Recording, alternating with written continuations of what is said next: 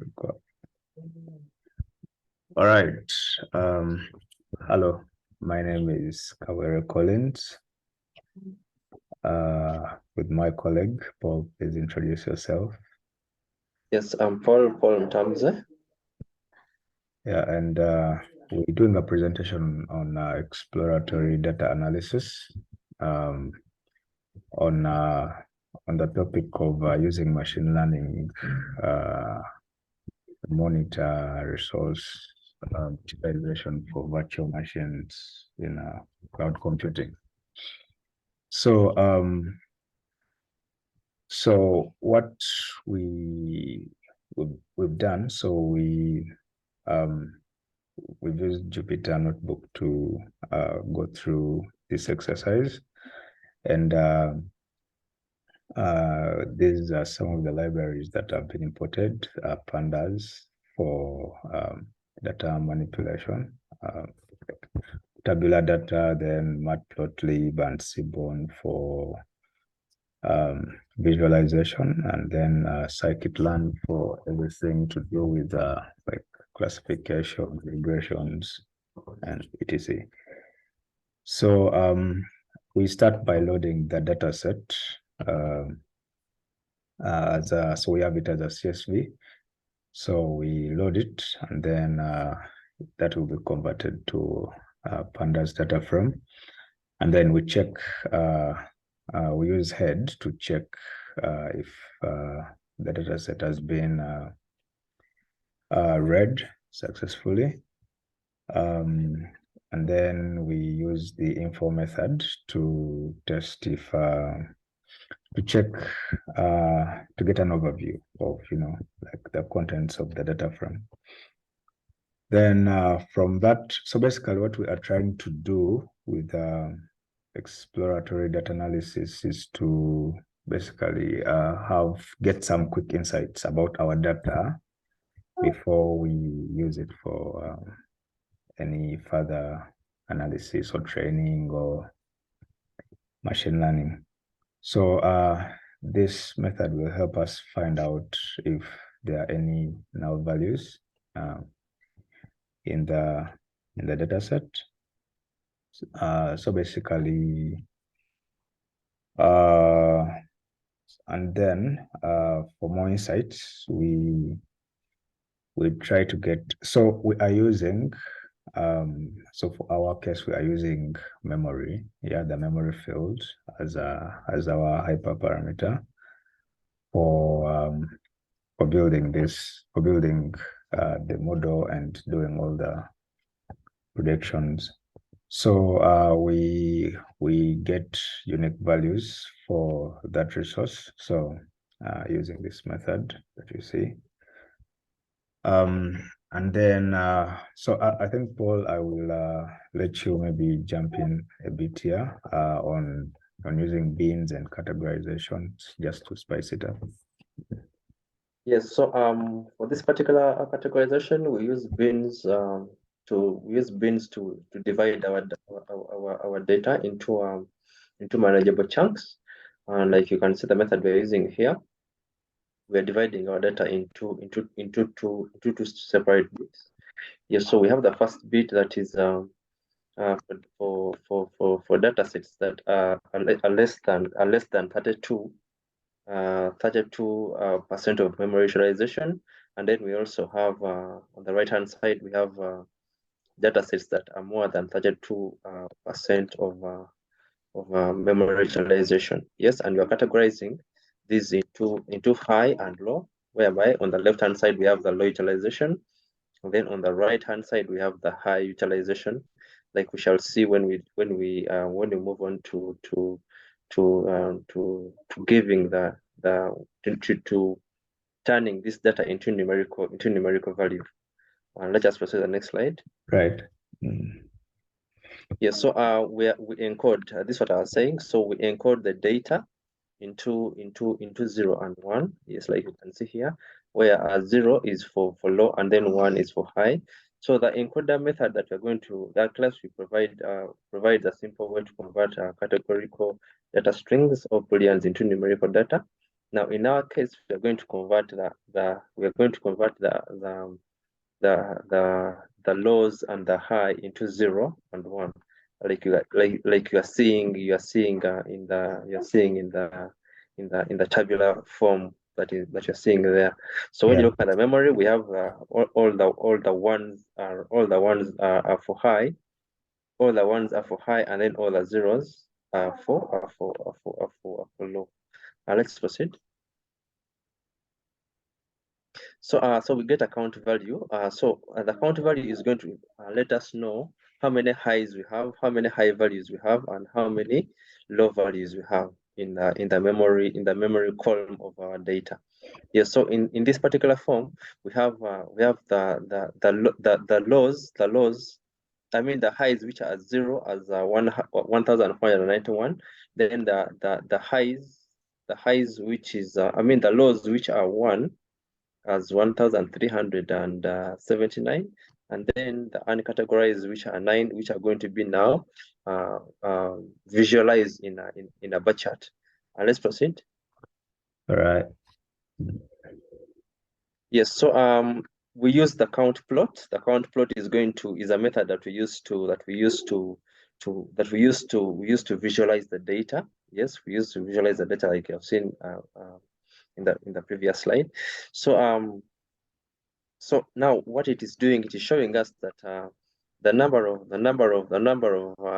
VMs that have high memory utilization are more than the number of VMs that have low memory utilization. Let's proceed. Right. Yes. So in the next slide, we are doing a separation. We are separating our data. We are training the data into we are training our data into training data, test data. I mean training into a training set, and then a test set. Yes. Yeah. So the resource data frame is being split into two separate objects, that is X and Y. And the object contains the the columns of the resource data frame that will be used as an input feature. The input is independent, but then the output or the Y, which contains is going to be a dependent. It's going to depend on the input feature, which is the X variable, like you can see in the code below. Let's proceed. Okay. So the X and the Y objects are being split into four separate objects. That is the X train, the X train, the X test, the Y train, and the Y test. The X train and the Y train objects will be used to train the machine learning model. Then the X test and the Y test objects will be used to evaluate the performance of the trained model. Yes. Right. So the X and the Y, X and Y are the input features, like I mentioned in the previous slide. So they are the dependent features, variables that will be split into the training and the testing set. So in our data set, we are using 30%. 30% of it is going to be what we are going to be using for testing. And then the random states, those are the random number of decision trees that we're going to use are going to be 200 that we're going to generate for this particular test. Let's proceed. Yes, then we are going to have to perform a scaling for our data. So we are scaling it from the data set. Scale the data set into what you're actually going to be using. Now, for this particular activity, we are going to use a standard scaler class. In a standard scaler class, which is a class in the sklearn processing module that is used to standardize the features of a data set by removing the mean and the scaling of the unit variance. The standard scaler class provides a way of transforming features of the data set so that they can have zero mean unit variance. Yes. Then the SC, which is the variable that is going to be assigned to the SC scalar, is a new standard scalar object that is being created and assigned the SC variable. This object can then be used to standardize the feature of the data set, like you can see. So the SC, I don't know if I can get a pen. Let's see. How do I get a pen? A pen? Okay. Think you Okay. No. can. Okay. Let's proceed. All right. Yes, then after we are going to perform fitting. Yes, so the X train and then the X test objects are being standardized using the SC object that will be was created earlier. Standardize the data, the fit transform method, and then the SC object is being used. Yes, and this method and the method fits the scalar and the data transformation of the data that has a zero mean square and then the unit variance. So this is what we have been using in the previous variable that is assigned to the standard scalar. Yes, and then we have the X train and then the X test. That is going to be used for this particular scaling activity. Let's proceed. Probably, Colin, you can take over. Next slide. All right. Give me a second. I want to remove this annotator first. Where are you? Go away. Okay, good. So classification. So after that process, we use the random forest classifier to train our model with the train set, and then after use the test set to run predictions using the classifier. And then maybe first go back on the previous slide briefly. So right. in the random forest classifier, we are going to use a total of 200 decision trees for this particular training where we train the model. And then the training, once we train the model, then we can actually give it an input, and then we see if it can actually give us the right prediction for what we have trained the model for. Right. Let's proceed.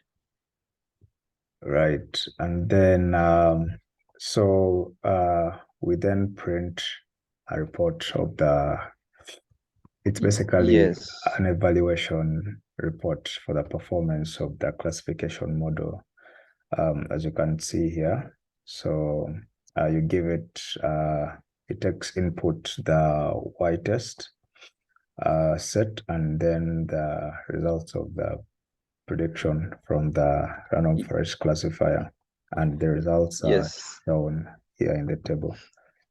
Yes, now like you can also see remember for when we did the count, we had the zero, the total number of zeros, the total number of ones, and the total number of twos. Yeah. Yes, now you can see for the highs, yes, we are at 98% on the side of precision. Yeah. And on recall, we are at 100%. Then the F1 score is at 99%. And then the support is 433. And that is the same for the lows, yes, which is 1. We have 100%, 98%, and 99%. So this alone is telling us that our model will actually give us the right prediction upon when we are trying to get once we give it an input. And let's proceed. Right. So yes. So now, okay. Yeah. Proceed, Colin. Yeah. So we continue with the evaluation of performance of the random forest classifier. So this is a confusion matrix. So we use, so for this confusion matrix, we use the method confusion matrix that takes in the Y test set plus the prediction value from the classifier, and then you get this matrix, as you see in the screenshot. So we then calculate the accuracy score which from what you see, this is a pretty accurate model that we have developed. So you can see it's almost 100%, it's roughly 99. This is 99. Yeah. 99%, yes. Yeah, 99% accurate. So yeah, basically this is the end. This was actually the last slide, and this is the process we've gone through. So Paul, I don't know if you have any maybe words before we. Yes, probably. Once we perform a test on this particular, once we perform a test on this particular model, the model that we have actually trained, once we perform a test, we actually were able to get positive results. We were able to predict that we're able to predict that that the memory utilization of a particular VM that we put in the array was actually high. Yes, depending on our tests, and this showed that the model we have trained is actually a clean model, and it was giving the right results. Right. Yes, thank you. Thank you so much. Colin, stop the recording. Okay, I need to learn how to do that. Okay.